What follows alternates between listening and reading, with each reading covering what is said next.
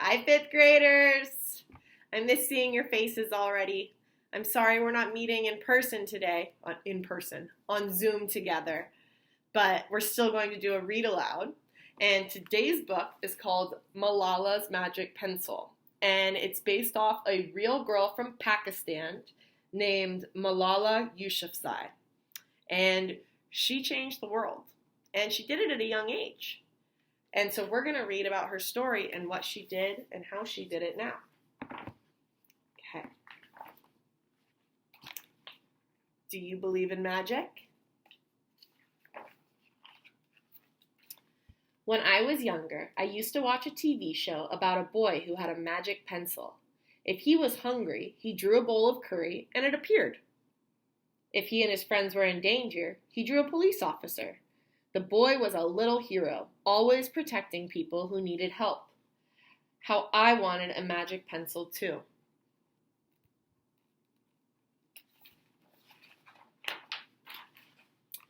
If I had a magic pencil, I would use it to put a lock on my door so my brothers couldn't bother me.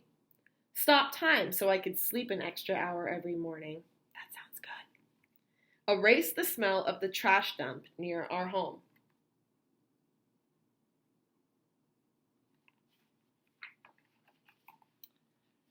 And I would use it to make other people happy. I would draw the most beautiful dresses in the world for my mother, the best buildings in the valley for my father, so he could open many schools where children would study for free. A proper ball, so my brothers and I no longer had to play with an old sock stuffed with rubbish.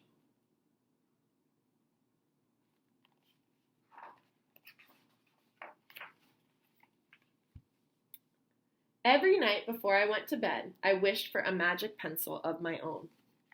And every morning I would wake up and check my cupboard, but the magic pencil was never there. One day, I was throwing away potato peels and eggshells at the dump. I was wrinkling my nose, swatting away flies, and making sure I didn't step on anything dirty in my nice shoes, when I saw a girl about my age sorting trash into piles. Nearby, boys were fishing for metal scraps using magnets on strings.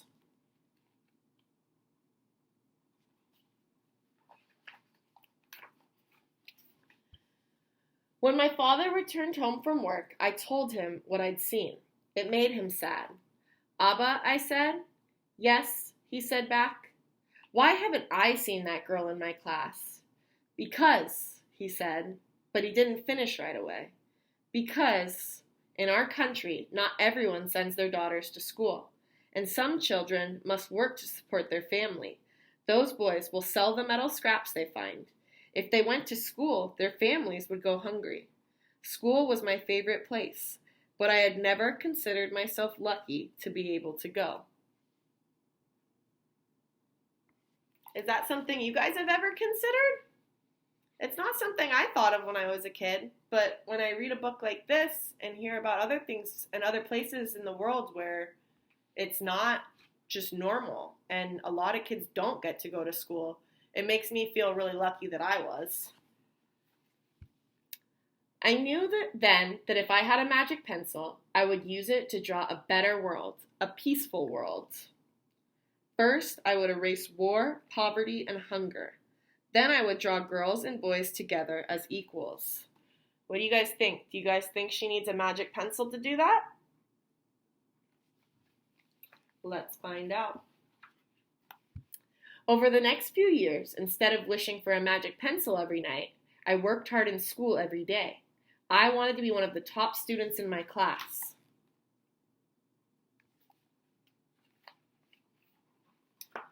But soon, powerful and dangerous men declared that girls were forbidden from attending school. They walked the streets of our city now. They carried weapons.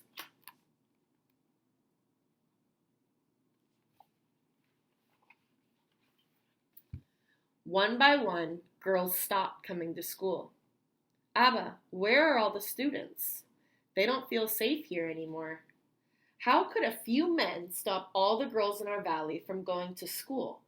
If more people knew what was happening to us, I thought they might help.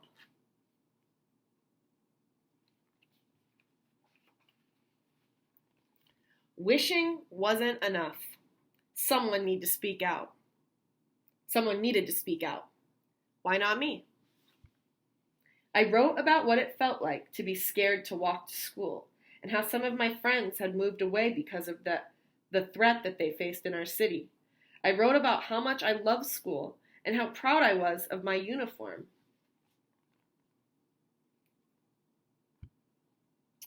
Look at all the people reading what she wrote.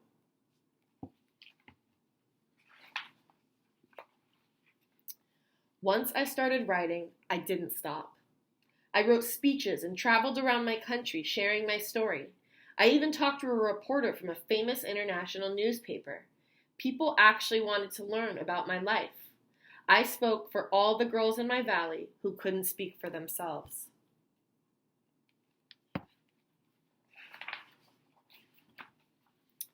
My voice became so powerful that the dangerous men tried to silence me, but they failed.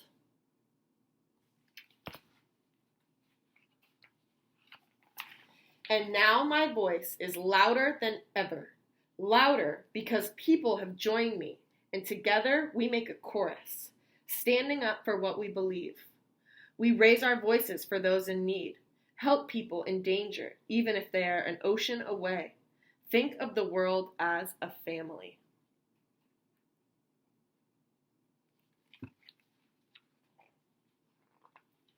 I am Malala.